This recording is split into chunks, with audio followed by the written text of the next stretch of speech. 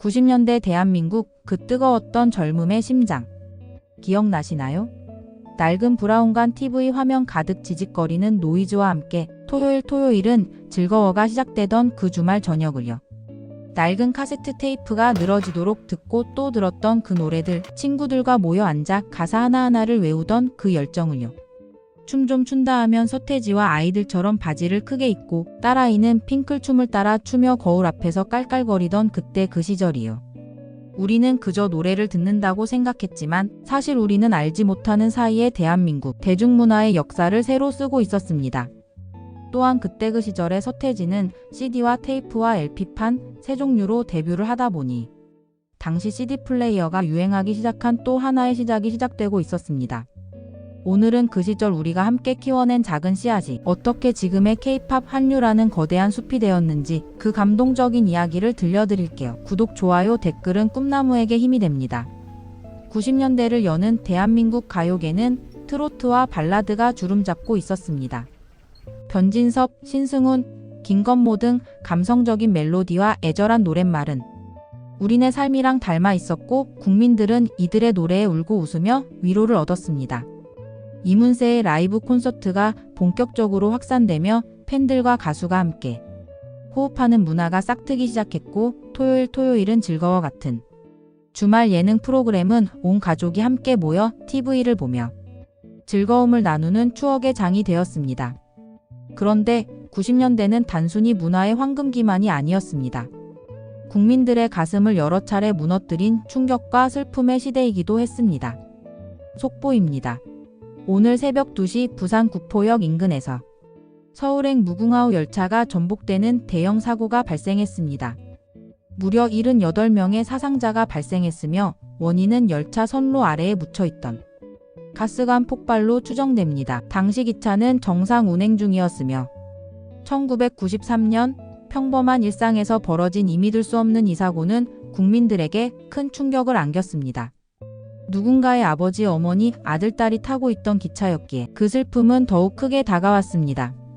우리는 안전불감증이라는 단어를 처음으로 체감하며 불안에 떨기 시작했습니다. 그리고 1994년 10월 21일 아침 또 하나의 비극이 전 국민을 경악하게 했습니다. 서울 성수대교 상판이 갑자기 무너져 내렸습니다. 등교하던 학생들을 태운 버스가 한강으로 추락했으며 현재 다리 위를 지나던 차량들이 연쇄적으로 추락하고 있습니다. 사상자 규모는 파악조차 어렵습니다. 건설 현장의 부실 공사가 원인으로 지목되고 있습니다. 새벽녘 출근길과 등굣길, 한강을 건너던 수많은 시민의 평범한 일상이 한순간에 산산조각 났습니다. 무너진 다리 아래로 추락한 버스, 학생들의 울음소리, 절규하던 가족들의 모습은 브라운관을 통해 그대로 전달되었습니다. 안전하다고 믿었던 사회 기반 시설이 속절없이 무너지는 것을 보며 국민들은 깊은 절망과 분노를 느꼈습니다. 하지만 1995년 6월 29일 이 모든 비극을 압도하는 대한민국 역사상 전례 없는 대형 참사가 발생합니다. 서울의 랜드마크였던 삼풍백화점이 오후 5시 57분경 순식간에 완전히 붕괴되었습니다. 쇼핑을 즐기던 수많은 시민들이 건물 안에 갇혔으며 구조대가 필사적으로 수색 작업을 벌이고 있습니다. 건물 붕괴 전 징조가 있었다는 제보가 잇따르고 있어 부실 시공에 대한 의혹이 증폭되고 있습니다. 가족과 함께, 친구와 함께, 연인과 함께 백화점을 찾았던 평범한 하루가 생지옥으로 변했습니다. 무너진 건물 잔해 속에서 17일 만에 기적적으로 생還한 생존자들의 이야기는 국민들에게 희망을 주었지만 502명의 사망자와 6명의 실종자, 937명의 부상자라는 엄청난 인명피해는 90년대 국민들에게 씻을 수 없는 트라우마를 남겼습니다.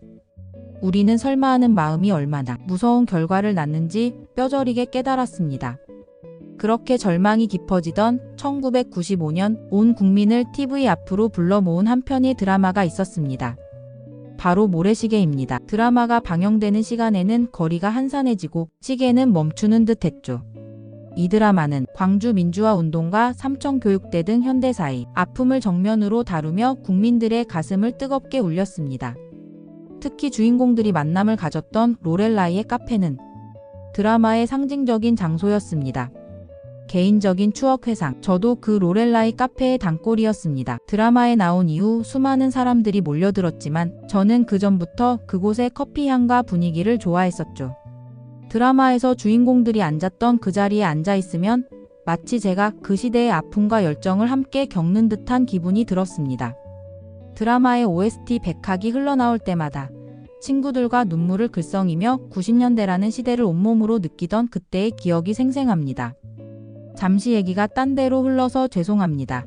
다시 뒤로 돌아가서 얘기해야죠. 그런데 1992년 그 평화롭던 가요계에 마치 하늘에서 떨어진 운석처럼 핵폭탄 하나가 터졌습니다. 오늘 첫 방송을 탄 신인 그룹 서태지와 아이들의 노래 난 알아요에 대해 방송 심의실이 가사가 불분명하고 음악 장르가 너무 난해하다는 이유로 방송 불가 판정을 내렸습니다. 그러나 젊은 층 사이에서는 폭발적인 반응을 얻고 있어 방송사와 기성세대 사이에 논란이 커지고 있습니다. 네, 맞습니다. 난 알아요라는 노래가 처음 방송을 탔을 때 우리는 모두 충격을 받았습니다. 이게 대체 무슨 노래냐? 가사가 하나도 안 들린다. 는 반응이 대부분이었지만 그 음악은 알 수 없는 강한 힘으로 젊은 세대의 심장을 파고들었습니다. 난생 처음 들어보는 랩이라는 장르, 파격적인 힙합 패션, 그리고 그 누구도 시도하지 않았던 전율적인 댄스는 젊은이들의 갈증을 해소시켜 주었습니다. 그들의 음악은 단순한 유행이 아니었습니다. 기존 가요계 질서를 파괴한다. 퇴폐적이고 폭력적인 문화를 조장한다. 는 기성세대의 격렬한 비판과 언론의 문매 속에서도 그들의 음악은 사회에 대한 불만과 저항, 기성세대가 이해할 수 없는 새로운 문화를 온몸으로 표현한 문화혁명이었습니다. 서태지 패션을 따라하려 바지를 몇 겹씩 덧대어 입고 댄스 학원마다 그의 춤을 배우려는 젊은이들이 줄을 이었습니다. 그들의 등장은 대중음악의 판도를 완전히 뒤집어 놓았고 이 작은 나라의 젊음이 가진 에너지가 얼마나 폭발적일 수 있는지를 온 세상에 보여주는 신호탄이었습니다. 서태지와 아이들 이후 대중음악은 완전히 새로운 시대를 맞이합니다. 바로 아이돌의 시대입니다. 기획사라는 시스템을 통해 철저하게 기획되고 훈련된 그룹들이 등장하기 시작했습니다. 그리고 1996년 9월 그 서막을 연 주인공들이 나타납니다. 바로 H.O.T였습니다. 오늘 데뷔한 신인 그룹 H.O.T의 팬들이 방송국 주변을 완전히 마비시켰습니다. 수천 명의 팬들이 몰려들어 질서가 혼란스러운 상황입니다. 경찰까지 출동했지만 팬들의 열기는 식을 줄 모르고 있습니다. 이런 극성 팬덤 문화는 이전에는 볼 수 없었던 현상입니다. 캔디라는 노래와 함께 5명의 소년들이 등장했을 때 대한민국은 그야말로 열광의 도가니에 빠졌습니다. 우리 아들, 딸들이 이 친구들 때문에 용돈을 털어 앨범을 사고 밤새 방송국 앞에서 줄을 서서 오빠들을 외치던 모습 기억나시죠? 저렇게까지 해야 하나 싶으셨을 겁니다. 앨범이 나올 때마다 몇십만 장, 몇백만 장씩 팔려나가는 것을 보며 대체 누가 저렇게 많이 사는 거야? 하고 의아해하셨을지도 모릅니다. 하지만 맞습니다. 그때 그 열성적인 팬덤이 바로 지금 전 세계를 휩쓰는 K-팝 팬덤의 원조입니다. 흰색 풍선을 들고 온몸으로 그룹을 응원하던 그 열정은 훗날 수많은 외국 팬들이 보라색 아미밤을 들고 한국 가수를 응원하는 문화로 진화했습니다. 우리 자식들이 시작한 거예요. 어머니, 아버지들. 구독, 좋아요, 댓글은 꿈나무에게 힘이 됩니다. 1997년에는 잭스키스가 데뷔하며 H.O.T와 치열한 라이벌 구도를 형성했고 노란색 풍선과 흰색 풍선의 신경전은 사회적 이슈가 될 만큼 뜨거웠습니다. 같은 해 심은하와 전도연 같은 청춘 스타들이 드라마와 영화계를 휩쓸며 신세대 여배우의 시대를 열었고 1998년에는 핑클이 등장하며 여성 아이돌 전성시대를 활짝 열었습니다. 이효리, 성유리 등 톡톡 튀는 개성의 멤버들은 수많은 소녀들의 워너비가 되었고 걸그룹 문화가 대중적으로 정착하는 데 큰 역할을 했습니다. 그리고 1997년 말 그의 겨울은 유난히도 혹독하고 추웠습니다. 국민들이 열광하던 아이돌의 환호성도 감성 발라드의 애절한 멜로디도 한순간에 멈춰버렸습니다. 바로 IMF 외환위기라는 거대한 그림자가 대한민국을 덮쳤기 때문입니다. 국가부도 위기라는 단어가 방송 뉴스를 가득 채웠고 기업들은 연쇄부도를 맞았으며 하루아침에 직장을 잃은 아버지들의 어깨는 무거워졌습니다. IMF라는 세 글자는 모든 국민의 가슴에 잊을 수 없는 멍울로 남았습니다. 우리는 절망했고 미래는 보이지 않았습니다. 그런데 바로 그때 전 세계를 깜짝 놀라게 한 인류 역사상 유례없는 기적이 일어났습니다. 믿을 수 없는 일이 벌어지고 있었습니다. IMF 국민 금모으기 운동, 한국 국민들이 스스로 거리로 나와 자신들이 가진 모든 금부치를 내놓고 있습니다. 결혼 반지, 돌반지, 심지어 아이의 101금형 금수저까지. 전 세계 경제 전문가들은 나라를 구하기 위해 국민이 자발적으로 금을 모으는 것은 인류 역사상 전례 없는 일이라며 충격에 빠졌습니다. 네, 맞습니다. 세계가 골드 컬렉션.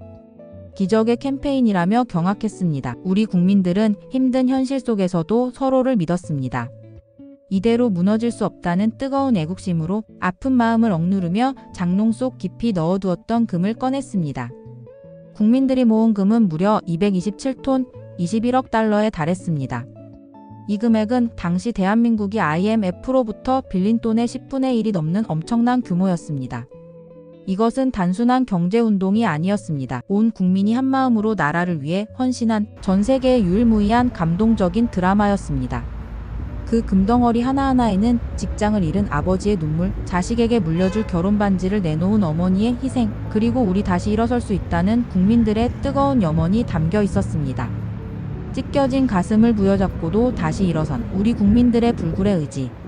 바로 그 힘이었습니다. 그렇게 우리는 절망의 끝에서 희망을 발견했습니다.